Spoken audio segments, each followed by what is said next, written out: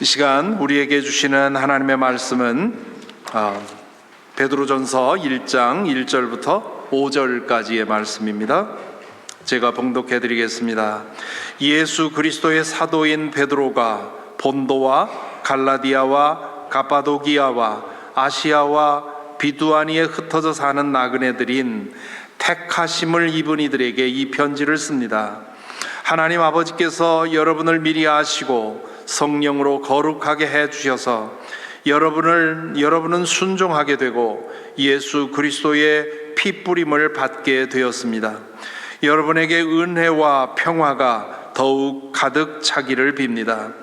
우리 주 예수 그리스도의 하나님 아버지께 찬양을 드립시다. 하나님께서는 그 크신 자비로 우리를 새로 태어나게 하셨습니다. 그리하여 그는 죽은 사람들 가운데서 예수 그리스도가 부활하심으로 말미암아 우리로 하여금 산 소망을 갖게 해 주셨으며 썩지 않고 더러워지지 않고 낡아 없어지지 않는 유산을 물려받게 하셨습니다.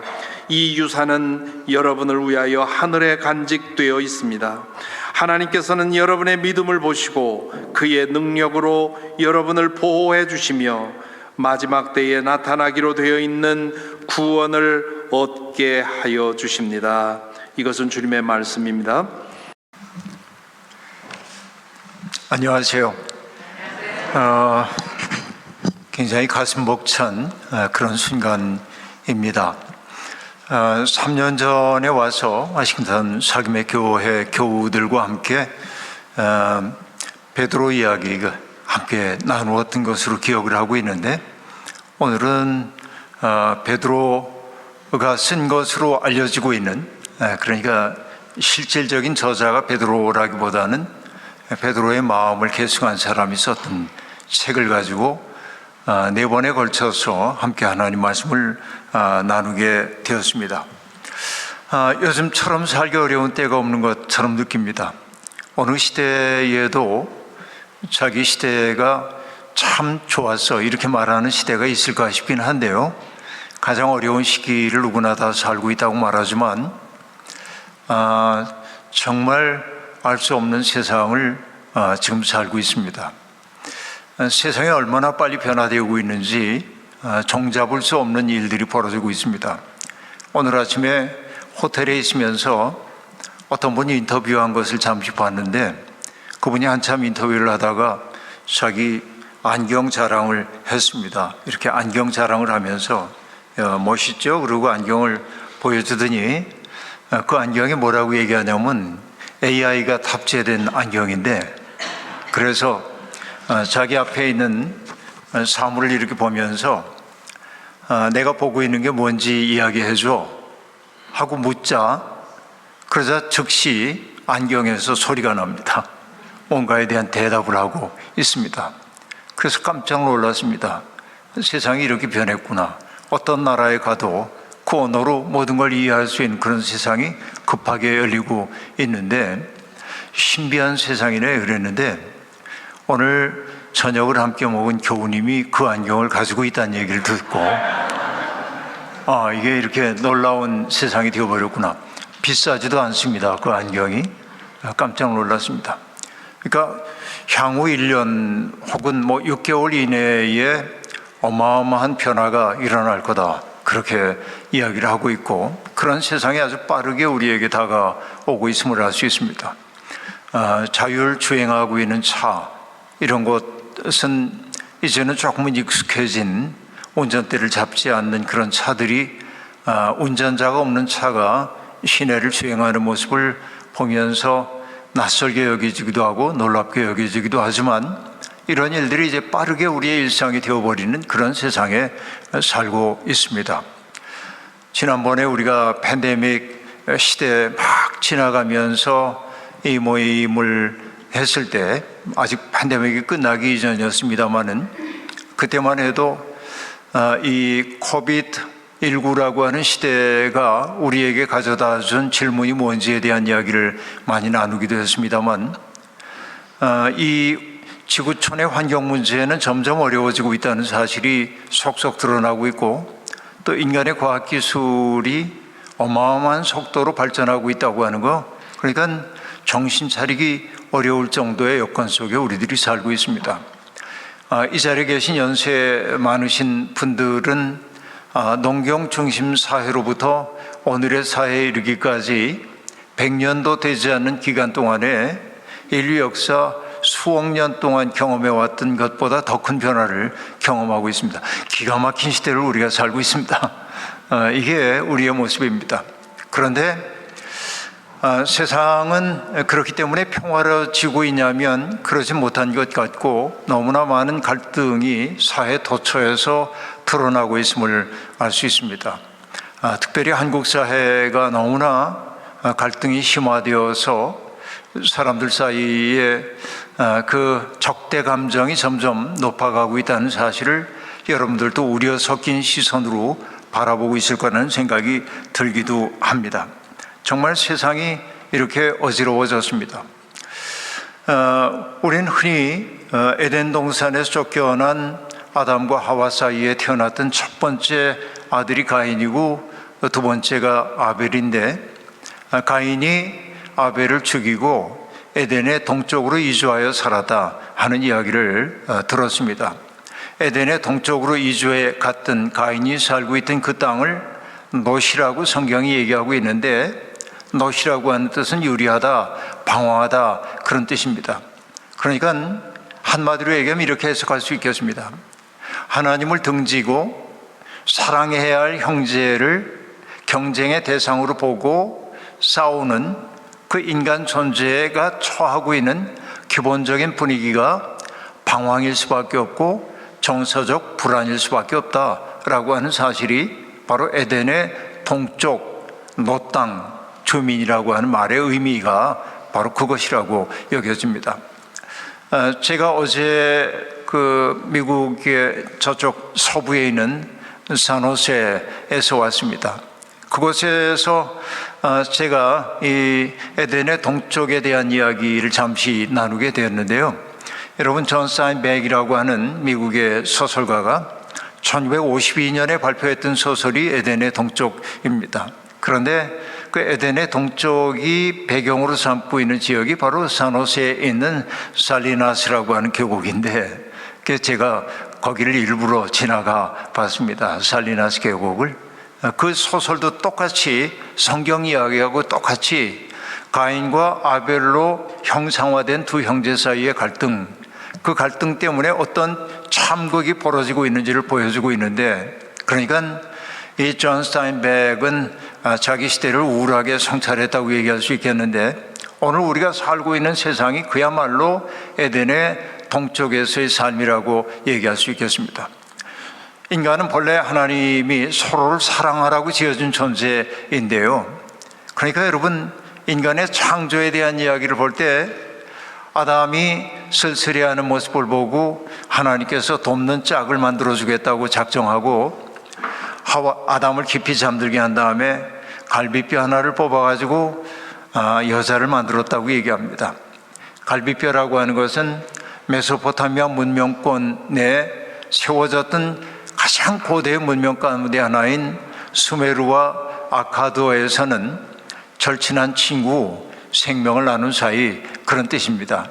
그러니까 갈비뼈 하나를 뽑았다고 하는 그 얘기는 여성이 남성에게 종속되었다고 한 말이 절대로 아니고, 그 말은 둘이 함께 생명을 나눈 사이, 그래서 함께 걸어가야 할 대상, 그런 뜻일 겁니다. 자매스 깨난 아담이 가장 깊은 사랑의 고백을 하죠. 여러분, 성경이 세 번역을 읽고 있으니까 이제야 나타났구나 이 사람.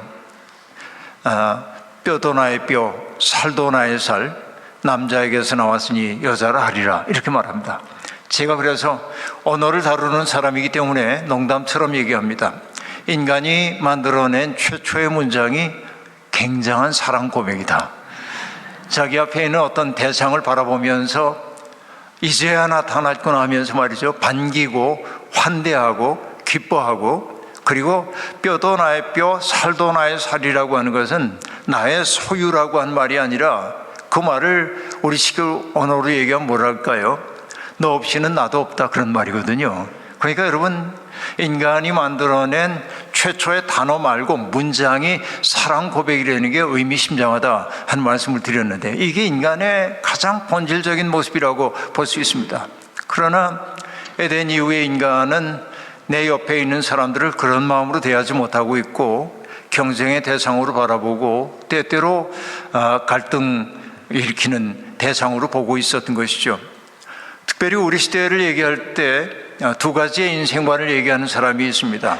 하나는 사다리 오르기로서의 인생을 살고 있는 사람들이 있는데요, 사다리는 성공의 사다리입니다.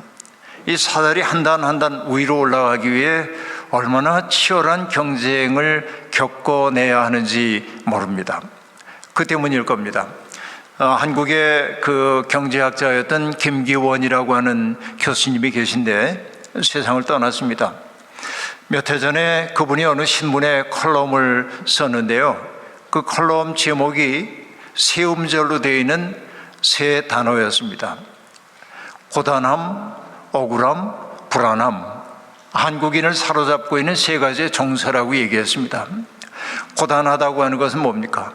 내가 꽤나 괜찮은 상품인 것을 사람들에게 입증해 보이기 위해서 내가 수없이 많은 자격을 따야 하고, 사람들에게 내가 효율성 있는 사람임을 입증시키기 위해 우리는 얼마나 노력하는지 모릅니다. 이게 이제 고단함이야. 우리 한국의 유치원생들부터 고단한 인생을 시작합니다. 그게 이제 고단함입니다. 그런데 억울함이라고 하는 건 뭐냐면, 고단함이라는 게 생산 과정에 관련된 정서라고 한다면, 그 다음에 소비 과정에 대한 과정에서 두 가지의 정서가 나타나는데, 그 하나가 억울함입니다. 똑같이 나도 학교를 다녔고 똑같은 대학을 나왔는데도 어떤 사람은 정기적으로 좋은 직장에 들어가고, 어떤 사람은 부모가 경제적 능력이 없어서 자기 학비 대줄 능력이 없기 때문에 아르바이트 해가면서 대학 공부를 하고, 그러다 보니까 편의점 아르바이트하고 편의점 일자리도 잘 나지 않으니까 야간 일자리 얻어가지고 하는데, 새벽 2시, 3시에 취객들이 와가지고 말도 못하는 행패를 부리기도 하는 거 받아내면서 그렇게 살다 보니 좋은 학점 얻을 수가 없고 좋은 직장 들어가지 못하고, 그래서 처음부터 비정규직으로 사회생활을 시작하는, 그러니까 억울하다, 내 인생 뭐야 이게, 이 억울함이 있다는 게 두 번째 정서이고, 세 번째는 뭐냐면 내 삶이 어떻게 될까, 내가 과연 인간다운 삶을 살 수 있을까 한 불안함이 인간을 사로잡고 있다고 얘기하는데, 어떻게 보면 사랑에 실패한, 하나님 사랑하기를 실패하고 내 형제 자매 사랑하기를 실패한 인간들이야말로 바로 그 세 가지 정서를 누릴 수밖에 없는 사다리 오르기로서의 삶에 동원된 사람들이라고 얘기할 수 있겠습니다. 사다리를 위로 올라갈수록 올라설 수 있는 자리는 좁아지기 때문에 경쟁은 치열해지고, 그러다 보니까 내 자리를 확보하기 위해 위에 올라앉은 사람의 다리를 잡아당기기도 하고, 밑에서 내 자리를 박차고 올라오려고 하는 사람을 밟기도 하면서, 그렇게 지내다 보면 내 마음속에 항시적인 불안감이 생기죠. 그래서 우린 사르트르처럼 얘기하게 됩니다. 타자는 나에게 있어서 지옥이다 라고 한 말이죠. 사랑해야 할 대상들을 지옥처럼 경험하는 것, 이것이 바로 성공의 사다리 오르는 인생이라고 얘기할 수 있겠습니다. 그러나 또 다른 하나의 인생이 있다고 얘기를 하고 있는데, 그것은 서클 댄스, 원무를 추는 삶이라고 얘기할 수 있겠습니다. 서로 손을 붙잡고 정겹게 춤을 추고 있다가 문득 저기를 바라보니까 김영복 목사님이 혼자 우울한 표정을 짓고 있을 때 우리는 이렇게 얘기할 수 있습니다.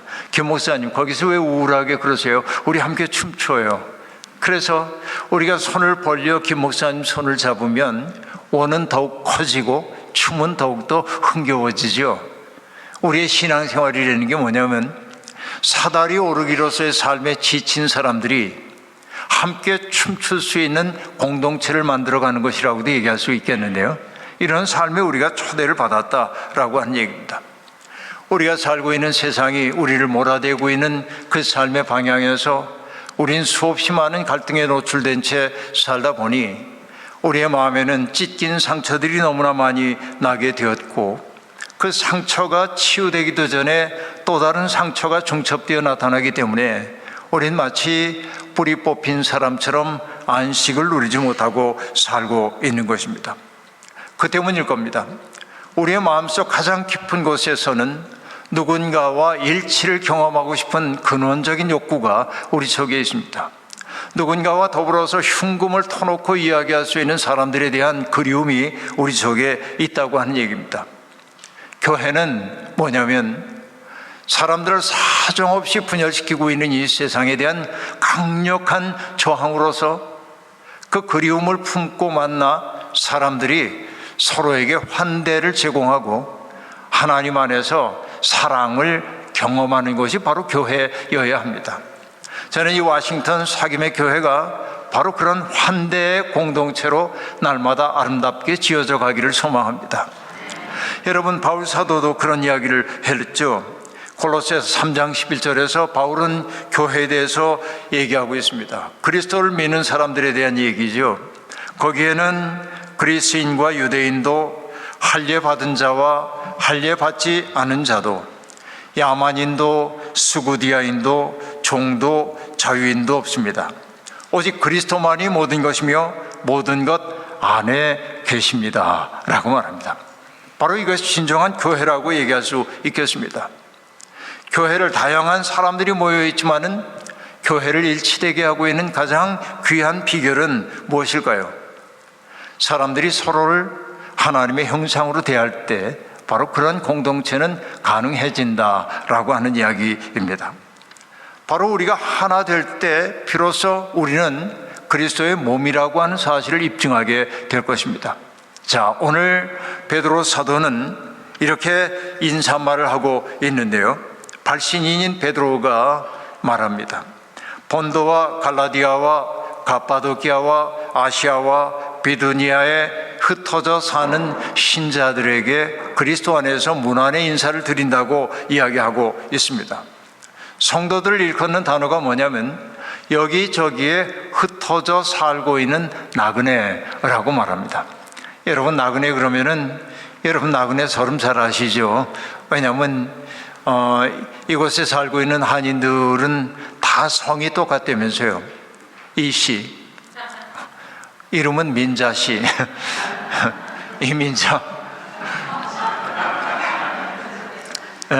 이민자로서의 그런 그 고달픔을 여러분 모두가 다 경험하고 살았던 것이죠. 흩어져 사는이라고 하는 단어는 디아스포라라고 하는 단어이고요. 나그네라고 하는 것은 파레피데모이스라고 하는 번역어인데 헬라어로 낯선 사람이란 뜻입니다. 여러분, 흩어져 살고 있는 낯선 자입니다. 우리가 나그네가 되었다고 하는 그 말의 의미는 어떤 지역에서 낯선 자로 살아간다고 하는 것을 의미합니다. 저는 늘 얘기하는데요, 하나님이 아브라함을 부르셨을 때 맨 먼저 그에게 하셨던 말씀이 무엇입니까? 내 본토 친척 아버지 집을 떠나서 내가 내게 지시할 땅으로 가라 라고 하는 것이었습니다. 아버지, 본토 친척 아버지 집을 떠난다고 한 말의 의미는 무엇이겠습니까? 그것은 내게 익숙하던 세계를 떠나라고 하는 것이죠. 내 세계의 전부였던 그 세계. 여러분, 한국의 시인인 김준태 시인이 고향을 얘기하면서 얘기했습니다. 고향에서는 자빠져도 흙과 풀이 안아준다고 얘기합니다. 바로 이것이 고향이죠. 여러분, 우리에게 주어져 있는 장소로서의 고향도 있지만 고향이란 결국 무엇입니까? 우리의 그리움이 있는 것이죠. 그 그리움의 저편 어딘가에 어머니가 계시고 아버지가 계시고 그런 거죠. 바로 그것이 고향이죠. 그러니까 장소로서의 고향도 있지만은 어떤 사람에 대한 그리움도 우리 속에 있는 법인데요. 여러분, 정일근이라고 하는 한국의 시인이 둥근 어머니의 두레밥상이라고 하는 시에서 이렇게 노래하고 있습니다. 이렇게 네모난 밥상에, 그쵸, 모난 밥상에 지쳤다는 겁니다. 밥상이 모나다고 하는 얘기는 뭡니까? 서로 먹고 살기 위해서 긴장하며 살 수밖에 없는 그 삶을 시인은 시적 언어로 모난 밥상이라고 얘기했어요. 모난 밥상을 대할 때마다 어머니의 둥근 두레밥상이 그립다고 얘기합니다. 어머니의 두레밥상에서는 모두가 다 사랑의 꽃밭을 피우죠. 자식들이 숟가락을 높이 들면 어머니가 골고루 나눠주신 고기 반찬 골고루 나눠 먹는 그 사랑의, 어머니가 피우시는 사랑의 꽃밭이라고 얘기하면서 그리워합니다. 그리움의 까닭은 무엇입니까? 모난 밥상을 대하며 살고 있기 때문에 그렇습니다. 내가 뭔가를 먹기 위해서 남의 밥상을 엎어버리기도 하고, 그리고 내가 내 먹을 것을 취하겠다고 날카로운 발톱을 가진 짐승처럼 누군가의 마음을 핥히기도 했던 자기를 반성하면서, 그러니까 어머니의 둥근 두레밥상을 그리워하고 있는데 우리 모두 그러하죠. 그러니까 고향은 그렇게 나를 따뜻하게 있는 그대로의 모습으로 안아주는 것입니다. 근데 고향을 떠나서 낯선 자가 된다고 하는 것은 언제라도 취약한 존재일 수밖에 없는 것입니다. 나를 보호해줄, 나의 울타리가 되어줄 사람이 없다고 하는 것처럼 고달픈 일이 어디에 있겠습니까? 여러분, 저도 서부에 있다가 어제 이 동부로 왔습니다만, 공항에서 이렇게 지나올 때 이제 자주 나왔으니까 익숙하긴 합니다만, 그래도 여러분들처럼 언어에 익숙하지는 않기 때문에 마음속에 당혹스러움을 느낄 때가 얼마나 많습니까? 이것이 내가 얼마나 취약한 존재인가라고 하는 걸 느끼게 만드는 상황들이라고 볼 수 있겠죠. 그러니까 하나님은 그렇게 취약해지라고 얘기했습니다. 나그네로 산다고 하는 것은 그런 것입니다. 그 때문에 취약한 존재인 나그네들은 살갗이 벗겨진 존재다, 그렇게 얘기할 수도 있겠습니다. 조그만 시기만 해도 소스라치게 놀랄 만큼 어려워지는데, 여러분이 바로 그런 마음으로 사시지 않았습니까? 처음에 타향살이 몇 해든가 손꼽아 헤어보니 고향 떠난 10여 년의 청춘만 늙고 부평 같은 내 신세가 혼자도 기막혀서 창문 열고 바라보니 하늘은 저쪽, 이렇게 고향 집 앞에 있는 버드나무 지금도 여전할 텐데 호들기를 꺾고 불던 그 시절이 그립다고 말이죠. 옛날에 그런 노래 불렀었는데 그런 것이죠. 타향에서 지내고 있는 사람들, 바로 그들이 나그네들이라고 얘기할 수 있겠습니다. 그렇게 타향에 살고 있는 사람들은 뭔가 마음속에 고향을 품고 살지 않으면 안 되는 것이죠. 여러분 마음속에도 그런 고향이 있을 겁니다. 지금은 세상을 떠났습니다마는 제 선배 목사님 가운데 한 분이 들려준 마음속에 오랫동안 남는 이야기가 하나 있습니다. 그 목사님은 1958년에 대광고등학교에 입학을 했습니다. 그런데 그는 아버지가 목회하던 경기도 연천군 상리에서 통학을 했다고 합니다. 그곳에서 대광고등학교까지 200리 길인데 매일 기차로 통학을 했고, 하교 시간이 되어가지고 연천까지 가면 저녁이 되어서 캄캄한 밤이 되는데 그 들판 한가운데 있는 역사도 없는 간이역에 내리고 나면 빛 한 점 없는 캄캄한 어둠 속에 버려진 것 같은 느낌이 들었다는 겁니다. 겨울에는 볼을 에일 듯한 한이바람이 그의 품으로 달려 들어가지고 춥고 두려운 마음이 가득 차 있는데, 그러다가 외로운 마음에 산중턱을 바라보면 거기에 깜빡거리며 비치는 등불 하나가 있었다는 겁니다. 늦게서 돌아오게 될 아들을 생각하면서 아버지가 내다 걸었던 등불입니다. 우리가 그런 등불을 장명등이라고 얘기하는데요, 긴 장자에다가 밝을 명자 등등자를 써서요 장명등이라고 하는데, 그런데 그 목사님이 얘기를 합니다. 한마디로 얘기해, 그게 위로가 되었다. 그게 위로가 되었다. 거기에 있던 등불 하나가, 그리고 장년이 된 아들이 고백합니다. 그 등불은 아버지가 떠난 이후에도 여전히 살아서 날마다 밤마다 내 영혼을 비추고 있습니다. 그리고 그 등불은 한 사람을 위하여 등불을 내건다는 것, 그것이 인생의 유일한 길이라고 말하고 있습니다. 여러분 생각해 보면요, 그 등불이 있는 사람과 없는 사람은 다릅니다. 앞에 있어서 얘기하기 좀 곤란하긴 하지만 내 마음속에 그래도 안심이 되는 게 김영복 목사님이 여기에 있는 게 내 마음속에 장명등 같은 존재이기도 합니다.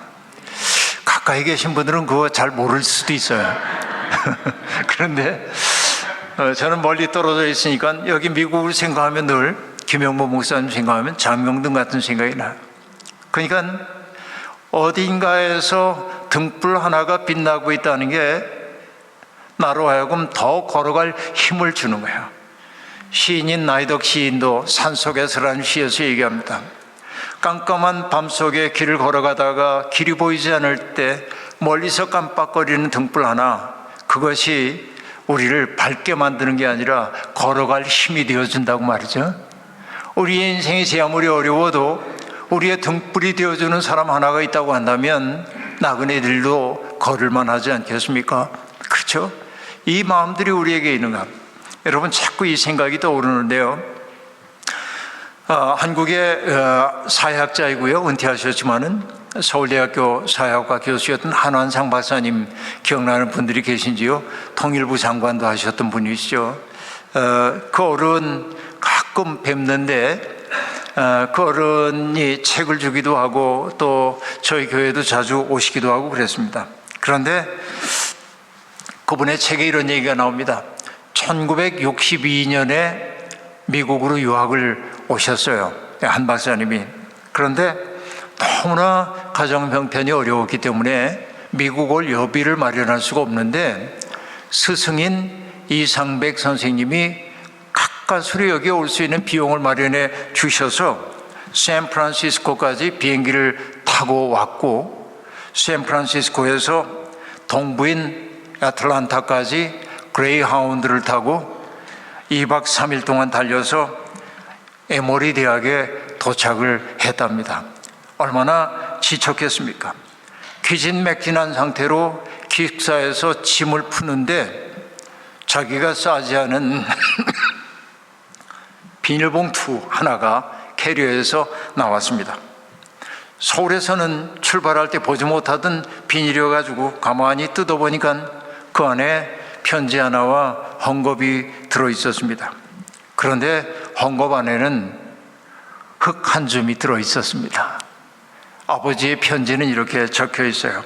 완상아, 고향 생각나면 이 흙 냄새를 맡아보아라. 이 흙은 우리 집 마당 흙이다. 조상들의 뼈와 피가 묻혀있는 조국 강산의 흙이다. 조상들의 넋이 이 속에 스며있다. 부모, 형제, 자매의 사랑이 흙 속에 녹아있다. 어떤 어려움이 있을지라도 이 흙 속에 담긴 사랑의 힘으로 잘 이겨내고 값진 배움의 삶을 살아라. 그게 한완상 선생님이 고백합니다. 그 한 줌의 위로가 자기에게 어떤 어려움이 다가와도 이겨낼 수 있는 힘이 되었노라고 그렇게 이야기합니다. 아마도 아버지가 헝겊에 싸서 몰래 담아주셨던 그런 한 줌의 흙처럼 여러분도 나그네로 살아가면서 여러분의 인생을 지탱해 주었던 그런 아름다운 기억이 있을 거라고 생각해 본대요. 그러니까 여러분, 이 베드로는 지금 성도들 곳곳에 흩어져 살고 있는 성도들을 나그네라고 지칭함으로 그들이 일상 속에서 겪어내야 하는 아픔이나 어려움들을 마음속에 다 새기고 있음을 알 수 있습니다. 그리고 사도는 얘기합니다. 그들이 겪는 어려움들, 고난의 실상에 대한 이야기를 사도는 잘 이해하고 있습니다. 왜? 예수 믿는 사람들은 누구에게나 낯선 존재이기 때문에 그렇습니다. 그들은 이질적인 존재들입니다. 왜냐하면 주류 사회가 가장 소중하게 생각하는 가치관에 맹목적으로 복종하지 않기 때문에 그렇습니다. 우리는 뭔가 다른 삶을 살아가는 사람들입니다. 모두가 높아져야 한다고 얘기할 때 우리는 가장 낮은 자리에서 섬기는 삶이 거룩하고 아름답다고 얘기하기 때문에 그렇습니다. 모든 사람들이 성공이 최고의 가치라고 얘기할 때 우리는 다른 가치가 더 소중하다고 말하는 사람들이기 때문에 그렇습니다. 예수 믿는 사람들은 언제나 이질적인 존재입니다. 그런데 여러분, 이질적인 존재로서의 나그네는 한 사회를 바라볼 수 있는 가장 올바른 시선을 가지고 있습니다. 그 사회에 동화되어 살고 있는 사람들에게 보이지 않는 그 사회의 취약함이 나그네의 눈에는 보이게 마련입니다. 그러기에 나그네의 존재는 소중합니다. 오늘 우리가 살고 있는 이 세상도 끊임없이 사람들에게 편리한 것과 풍요로운 것이 행복이라고 말하고 있지만 그 행복의 뒤안길에서 불행에 빠져들 수밖에 없는 사람들이 얼마나 많이 있는지 모릅니다. 그런데 우리가 나그네로 산다고 하는 것은 바로 그런 처지에 있는 사람들의 어려움을 헤아리는 사람이 된다는 뜻 아닐까요? 저는 그렇게 보고 있습니다. 믿음의 사람들은 기존 질서를 당연한 것으로 받아들이는 사람들이 아니라 하나님이 기뻐하시는 새로운 질서를 만들어내기 위해 노력하는 사람이라고 말할 수 있겠습니다. 그런데 여러분, 이 성경에서 우리가 조금 생각해 봐야 할 것이 있는데, 흩어져 사는 나그네라고 얘기할 때 흩어지다, 디아스포라라고 하는 그 말의 의미 가운데는 씨를 뿌린다라고 하는 뜻도 있습니다. 그러니까 하나님이 우리를 이렇게 흩어놓으신 까닭은 무엇일까요? 믿는 사람들을 여기저기 흩어놓으신 까닭은 뭘까요? 그곳에 하나님 나라의 씨앗을 심으라고 하는 뜻 아니겠습니까? 우리가 서 있는 삶의 자리 어디에서나 새로운 질서를 만드는 씨앗이라고 우리를 이 세상에 보내셨다라고 하는 얘기이죠. 여러분, 얼마 전에 제가 어느 책을 읽다가 마음속에 감동을 한 것인데요, 멕시코의 속담 가운데 그런 게 있답니다. 여러분 아시다시피 남미는 한동안 굉장히 어려운 군부 독재 시절을 겪었던 것을 알 수가 있죠. 그리고 그 때문에 생긴 속담일 겁니다. 그들은 우리를 땅에 묻었다. 그러나 그들은 우리가 씨앗이라는 것을 몰랐다. 그렇게 말합니다. 여러분, 땅에 묻힌 씨앗은 반드시 발화되어 뭔가 만들어내죠. 이것이 신앙이죠. 그러니까 우리는 이 세상의 도처에 쓸쓸하게 흩어져 보냄을 받은 것처럼 느껴지지만, 그러나 흩어져 있는 사람들은 누구나 다 새로운 문화와 생명의 세계를 일구라고 하는 하나님이 보내신 일종의 씨앗이라고 말할 수 있겠습니다. 그러니까 여러분, 자부심을 갖기를 바랍니다. 나는 씨앗이다. 나는 어떤 경우에도 하나님의 생명과 평화를 만드는 씨앗으로 이 자리에 있다. 여러분, 고은이라고 하는 한국의 시인 겸 소설가가 있습니다. 좀 문제가 있긴 있었지만요, 그분의 화엄경이라고 하는 책에 보면 흥미로운 대목이 나옵니다. 벵골만을 지나가던 뱃사람들은 물이 떨어지면 그럼 물을 구해야 할 텐데 구할 길이 없는 겁니다. 그러나 경험 많은 뱃사공들은 그 바다 한복판을 뚫고 솟아오르는 담수의 강이 어디에 있는지를 알고 그곳에 가서 물을 구한대요. 소설 속에 등장하는 얘기니까 제가 알 길은 없습니다만 그 이미지는 제게 굉장히 강렬하게 다가왔습니다. 세상이 전부 짠물로 뒤덮여 있을 때 어딘가에서 맑은 샘물을 솟아올린다고 한다면 그것이 지친 사람들에게 희망이 되지 않겠습니까? 바로 우리는 그런 희망이 되라고 부름을 받은 겁니다. 이게 베드로가 기독교인들을 가리켜 하고 있는 말의 의미라고 말할 수 있겠습니다. 믿음의 사람들은 세상 도처에 심어진 사람일 뿐만 아니라 믿음의 사람들은 또한 택함을 받은 사람입니다. 여러분, 베드로 전서 2장을 읽지 못했습니다만 2장 9절은 말합니다. 여러분은 택하심을 받은 족속이요 왕과 같은 제사장들이요 거룩한 민족이요 하나님의 소유가 된 백성입니다. 자, 우린 택함을 받았다고 얘기합니다. 많은 사람들이 택함을 특권으로 이해하는 경향이 아주 많이 있습니다. 우린 택함 받았어. 이 얘기 거룩한 얘기이지만 택함 받았다고 하는 그런 그 뜨거운 열정이 자칫하면 남들과 나를 구별하는 것으로 만들어질 때가 아주 많이 있습니다. 제가 처음 교회를 갔을 때, 저는 여러분 신앙생활을 좀 늦게 시작했습니다. 공장을 다니다가 공장 생활에 지쳐서 그만두고 대학에 가야겠다 이렇게 마음을 먹고 이제 막 시작하다가 실패를 경험했을 때 처음으로 교회를 가서 청년 시절에 교회를 가게 됐는데요. 교회 가니까 장로님들이 대표 기도를 할 때마다 상투어구가 있어요. 상투어구. 그 뭐라고 얘기하냐면, 하나님, 우리를 저 죄악된 세상에서 구하셔서 이 구원의 방주 속에 들게 하신 것을 감사합니다. 이게 딱 이 문법이에요. 저 세상은 죄악의 세상이고 여기는 구원의 방주래요. 여기에 들게 해주신 이 특권을 주신 하나님 감사합니다. 그러면서 대부분들의 기도의 상투어구 가운데 뭐냐면, 이 버러지만도 못한 우리를 그렇게 얘기할 때마다 나는 속으로 저 도저한 자기 비하 그러고 왜냐하면 난 인간이 죄인이라고 하는 그 사실을 내가 받아들일 수가 없어서요. 그래서 여러분, 찬송가를 부를 때도, 교회 다니긴 다녔는데 찬송가 부를 때도 주홍빛 같은 내 죄, 그럼 주홍빛은 무슨 내 죄가, 내가 얼마나 도덕적으로 살려고 애썼는데 내 죄가 뭐 그리 많다고, 그렇죠? 그러니까 인간의 죄에 대한 고백을 할 때마다 고개를 설레, 이건 아니지. 근데 제가 그럴 수밖에 없은 까닭이 뭐냐면, 대표 기도를 하는 장로님이 이 버러지만도 못한 이 죄인을 그러는데, 이 버러지가 밑에만 내려오면 군림하는 거예요, 사람들 위해.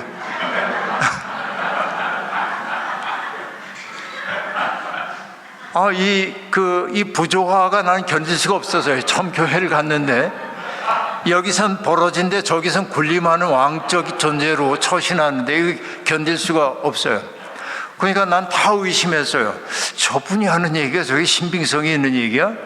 그 생각을 늘 품는데, 그 말도 난 받아들이기가 어려서요. 제가 죄악된 세상에서 우리를 구하셔서 구원의 방주에, 나중에 보니까 교회 밖에 있는 사람들 가운데 훨씬 더 윤리적이고 도덕적이고 또 선한 사람들 많고, 교회 안에도 이상한 사람 많은데 정말 다양한 사람들이 있는데 우리가 이렇게 얘기해도 되는 거야? 뭐 이런 생각을 가질 때가 아주 많이 있습니다. 그러니까 여러분, 택하심이라는 것을 우리가 특권으로 이해하면 안 됩니다. 주께서 우리를 택해 주셨다고 하는 건, 그건 뭐냐면 하나님의 은총의 절대성을 내가 고백하는 것이죠. 내가 주님을 선택한 것이 아니라 주께서 나를 부르셨기에 내가 응답할 수 있었다고 하는 사실을 고백하는 것입니다. 여러분, 이스라엘 사람들이 광야를 탈출해서 광야 한복판 애굽을 탈출해서 광야에 들어갔을 때 시내산 앞에서 하나님과 그 백성 사이에 언약이 맺혀지게 되어 그들은 하나님의 백성이 되었습니다. 그들이 입학시험 보고 택하심 받은 것 아닙니다. 하나님의 절대적 선물로서의 은혜가 그들에게 주어진 것이죠.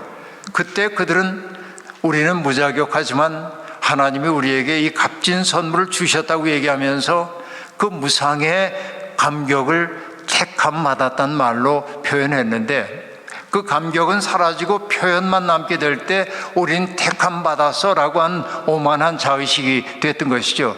기독교인들도 그런 것 아닌지 돌아봐야 합니다. 근데 하나님이 우리를 택하여 주신 까닭은 왜일까요? 우리 잘 되라고 하는 것이겠죠, 1차적으로는. 그러나 더 중요한 것은 무엇입니까? 택하신 까닭은 우리와 더불어 하시고 싶은 일이 있기 때문입니다. 그래서 저는 얘기합니다. 기독교인은 누구인가? 하나님의 꿈이다 라고 얘기합니다. 하나님은 우리를 통하여 역사의 꿈을 꾸기를 원하십니다. 하나님은 나와 더불어 하고 싶은 일이 있어서 우리를 택하여 주신 줄로 믿습니다. 그렇죠? 여러분 생각해 보십시오. 저는 저 뒤에 제 아내도 와 있습니다만은 제 아내에게 저는 유일한 남편입니다. 그러리라고 믿습니다. 그러니까 여러분, 저는 제 아내에게 뭐가 되어야 되냐면, 하나님이 내게 유일하게 주신 아내이잖아요. 그러니까 책임을 다해야 하는 것입니다. 피차간에 신실하게 책임을 다해야 하는 것이겠죠. 이것도 하나님의 일입니다. 내가 나에게 주어져 있는 어떤 대상들과 더불어서 아름다운 관계를 맺는 것도 신실한 믿음의 행위라 하는 얘기죠. 그러니까 하나님은 나를 통해서 하시고 싶은 일이 많기 때문에 나를 이 세상에 두셨다라고 얘기할 텐데, 특별히 하나님이 우리를 이 교회로 불러주신 까닭은 뭐냐면, 그리스도의 몸으로서의 우리를 통하여 하나님이 하시고 싶은 일이 있기 때문에 그러한 것입니다. 어떤 일을 하고 싶으신 걸까요? 주님은 우리에게 망가진 이 세상을 고치는데 내 도움이 필요해 라고 말씀하십니다. 저기 눈물 흘리고 있는 사람의 눈물을 닦아주는데 내 손길이 필요해. 저기 외로움 속에 유폐되어 살고 있는 사람을 위로하고 싶은데 내가 내 손과 발이 되어줬으면 좋겠어. 바로 이것이 택함 받았다는 말의 의미예요. 그러니까 여러분, 우리가 하나님의 손과 발이 되는 것이야말로 택함 받은 사람의 삶이라고 얘기할 수 있겠습니다.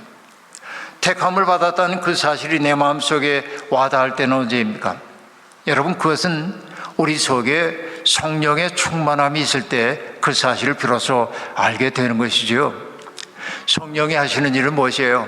여러분, 요한복음에는 성령이 하시는 일을 우리에게 의와 죄와 심판에 대해서 알게 해준다고 얘기했고, 성령은 또한 우리에게 하나님의 말씀을 기억나게 하신다고 이야기했습니다. 살다 보면 우리 인생의 어려운 고비를 만날 때가 제법 많이 있는데, 그때 앞길이 캄캄하고 앞이 보이지 않을 때, 정말 나로서 어떤 길도 보이지 않아 방황하고 있을 때 하나님 참 묘한 분이죠. 기억의 깊은 곳에 있었던 하나님의 말씀을 톡 쳐서 떠오르게 만드는 거예요. 이렇게 5년 전에 김영복 목사님에게 들었던 설교 내용 까맣게 잊고 있었는데 그 인생의 권경에서 문득 그때 들었던 말씀이 떠오르게 만들어요. 전 그걸 그렇게 얘기해요. 하나님이 톡 쳐서 이렇게 떠오르게 만들어요. 그 말씀이 내게 딱 떠오르는 순간에 내가 어떻게 살아야 하는지를 알았어. 그게 뭡니까? 성령이 하시는 일이란 말이에요. 성령은 하나님의 말씀을 기억나게 하십니다. 근데 여러분, 성령이 우리 속에 들어오시면 일어나는 일이 무엇입니까? 너와 나를 갈라놓고 있었던 분리의 담장들이 무너집니다. 초대교회가 그러하였습니다. 담이 무너지고 뭐가 생겼습니까? 다리가 생기는 거예요. 너와 나 사이를 오갈 수 있는 마음의 통로가 열리게 되는 겁니다. 바로 이게 초대교회였던 것이죠. 택함 받은 사람들의 삶은 연결하는 사람의 삶인 것을 알 수 있습니다. 세상은 끊임없이 우리를 갈라놓습니다. 조각냅니다. 그래서 각자 도생의 세상이라는 살벌한 말이 등장했습니다. 그러나 성령께서 하시는 일은 무엇입니까? 흩어졌던 사람들을 하나하나 모아서 연결해 주는 것이지요. 그래서 서로 유기체처럼 변하게 만든다라고 하는 얘기입니다. 바로 이것이 우리를 택해 주신 까닭이에요. 조각내고 있는 세상에서 연결된 사람으로 산다고 하는 것이 믿는 자들의 복 가운데 하나라고 말할 수 있습니다. 우리는 또한 예수 그리스도의 핏부림을 받은 사람들이죠. 그렇죠? 인간이 타락했다고 하는 것, 그것은 자기 속으로 구부러진 것이 인간의 타락이라고 얘기할 수 있겠습니다. 자기밖에 몰라요. 자기를 세상의 중심에 놓고 살려는 게 인간입니다. 죄악된 인간의 삶이란 말이죠. 그러나 여러분, 영성이 깊어진다는 말의 의미는 뭐냐면 그게 간단합니다. 어떤 사람이 여러분 성경을 100번을 읽고 하루에 기도를 3시간씩이나 하고 이런다고 그 사람이 영적인 사람입니까?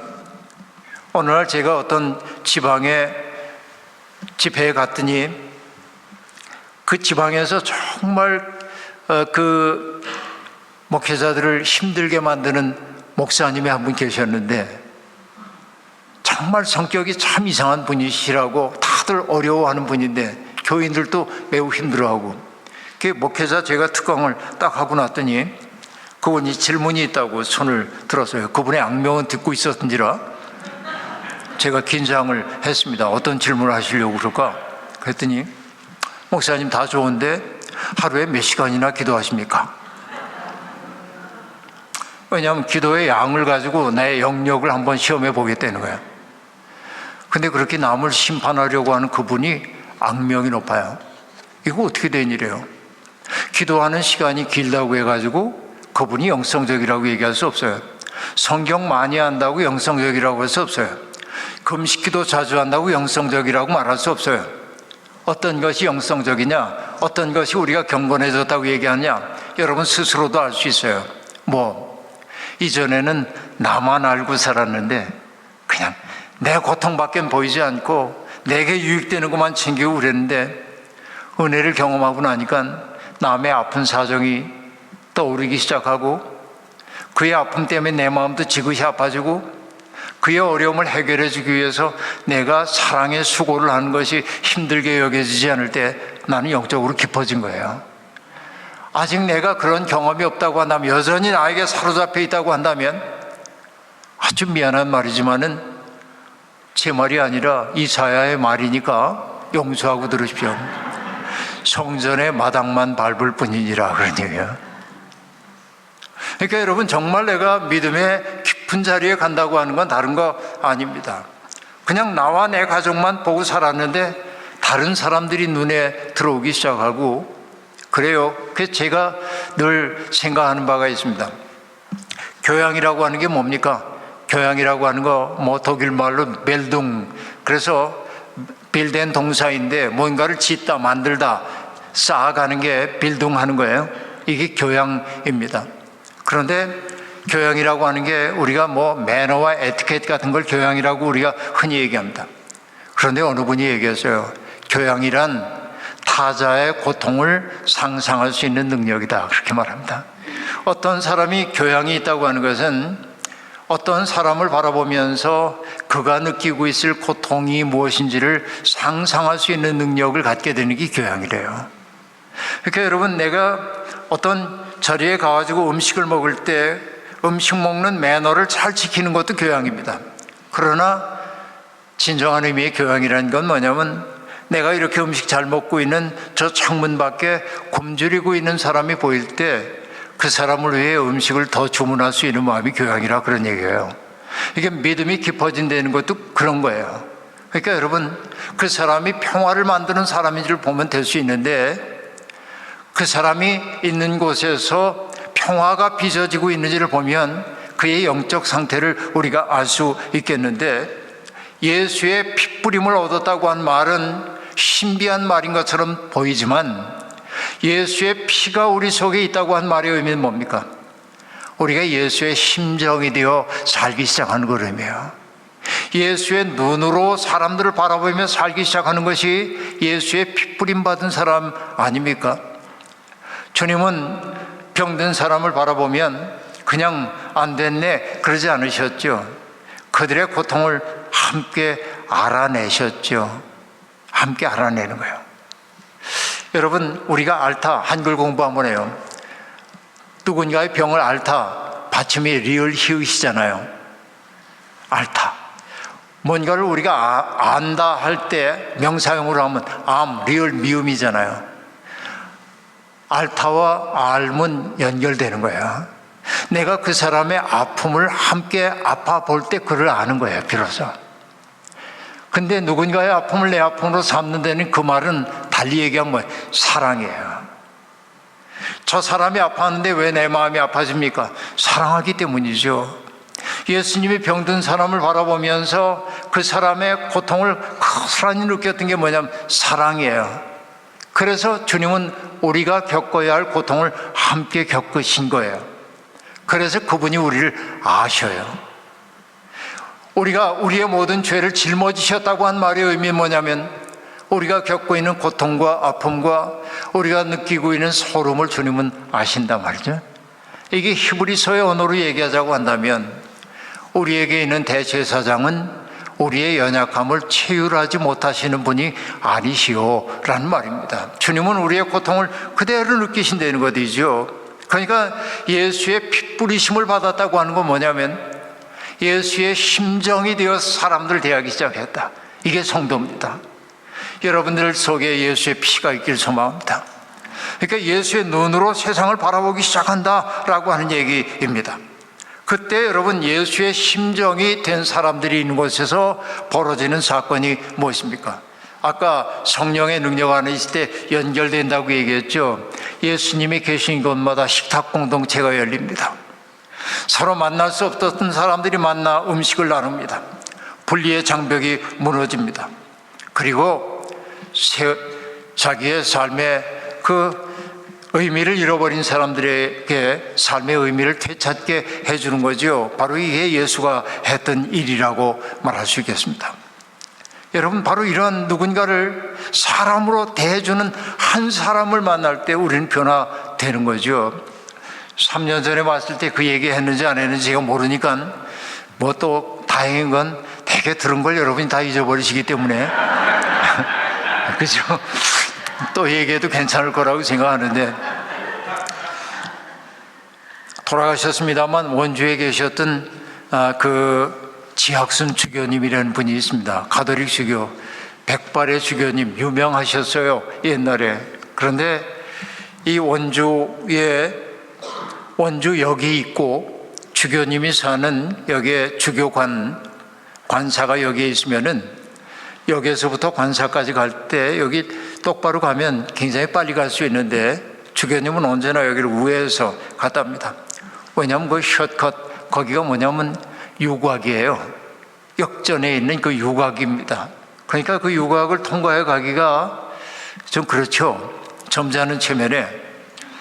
그러니까 늘 이렇게 우회를 하고 있는데 어느 날 여기에 내린 이 주교님이 몹시 피곤하셨던지라 집에 빨리 가고 싶으셔서 그 유곽을 통과해서 가는데 거리에 나와 있던 여인들도 그분이 누구인지를 다 알아요. 근데 장난기가 발동한 한 여인이 이 주교님의 팔짱을 딱 꼈어요. 이렇게. 그리고 얘기했어요. 할아버지, 놀다 가세요. 만약에 내가 그 자리에 있는데 누가 내 팔짱을 끼면, 나도 여러분 얼굴이 좀 알려진 목사입니다. 본의 아니게 여기저기에서. 그러니까 누가 팔짱을 그분이 낀다고 한다면 누가 볼세라 화들짝 놀라서 아닙니다 그러고 달아날 텐데, 이 할아버지는 저보다 역시 높아요. 뭐라고 얘기했냐면 할아버지 놀다 가세요. 그러니까 놀 틈 없다 이렇게 대꾸를 해 주셨습니다. 그러자 그 대꾸가 재밌었던지 그 여인이 이렇게 얘기합니다. 틈이 없으면 짬이라도 내세요. 그러니까 짬도 없다. 짬 없으면 새라도 내세요. 새도 없다. 그러고 나서 주교님은 자기의 지갑을 꺼내가지고 그 손에 돈을 쥐어주면서 옛다 사탕이나 사 먹어라. 그러고 갔다는 거예요. 그 이후에 후일담 모릅니다.